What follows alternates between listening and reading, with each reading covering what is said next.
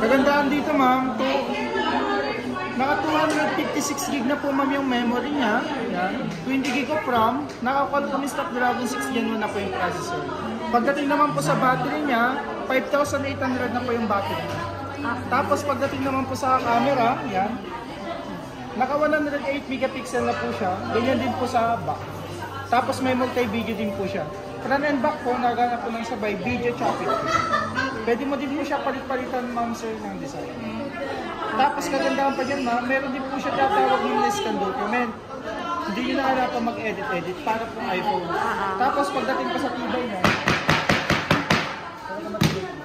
cover ah. Tapos kayang-kaya po niya mag-multitasking.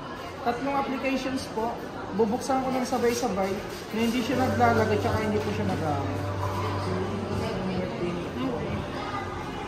Tatlong applications. Tapos pagdating naman po sa sa charger, Type-C na po siya, Pascal. Tapos tatlong kulay po meron tayo. May green, may orange, tapos ano po yung inclusion sa 16,999? Inside the box.